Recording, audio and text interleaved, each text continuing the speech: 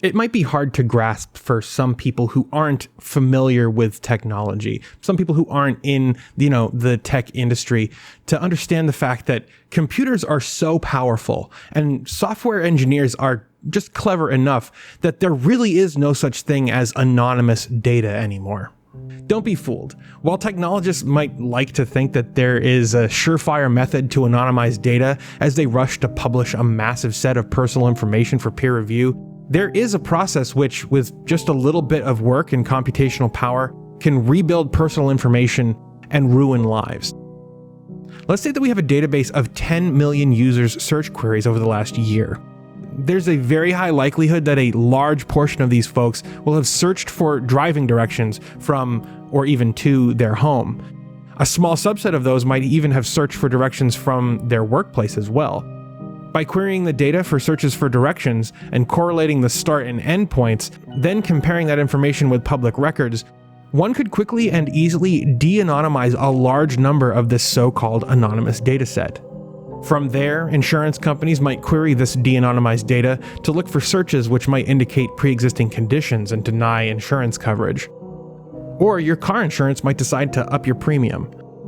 This isn't science fiction, this is the world that we live in. And with a phone in your pocket, and with the world's knowledge at your fingertips, you're likely to ask your glass oracle any number of sensitive and revealing questions at any point during the day. But honestly, you don't even need to be asking it questions for it to be gathering sensitive information about you.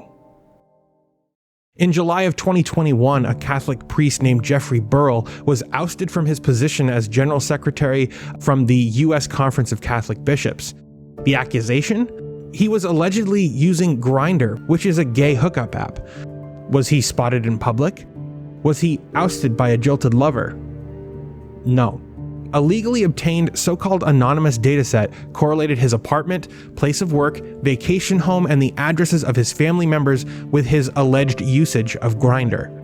In order to out Burrell as a Grindr user, a Catholic Church newsletter called The Pillar only needed to obtain 24 months worth of, quote, commercially available records of app signal data, which included the years 2018, 2019, and 2020. This data included records from Grindr and the location where the app was used. They were then able to use the unique identifier associated with his device and cross-reference it with a list of known addresses, like that of his home or those of his relatives.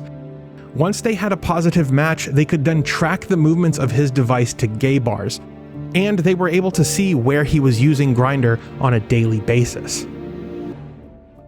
Now, it might come as no surprise that priests in the Catholic Church are forbidden from having any kind of gay romantic encounters whatsoever. They're forbidden from having any sexual encounters at all. And as a consequence, Burrell was actually forced to resign from his post.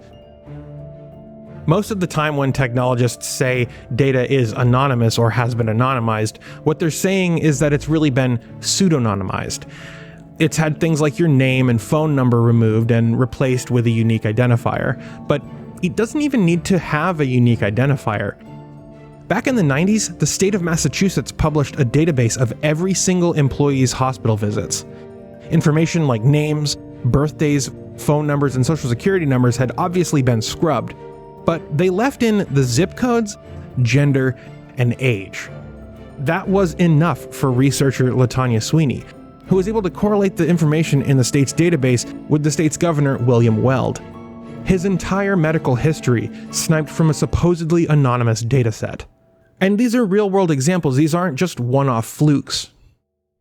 There's monetary incentive to keep de-anonymization possible.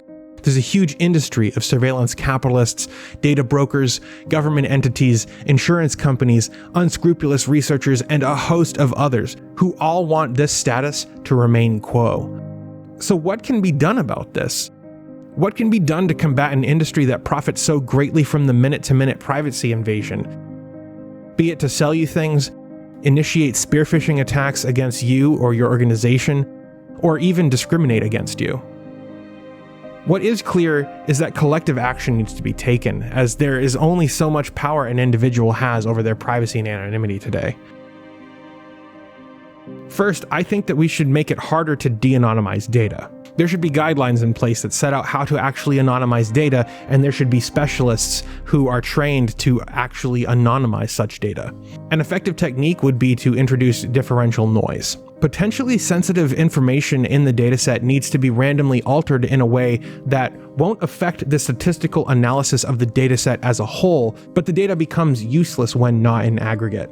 But that's not enough. Secondly, we need to de-incentivize the industry. We need to have massive fines that are applied liberally to any company that doles out de-anonymizable datasets, or that deals in de-anonymized data.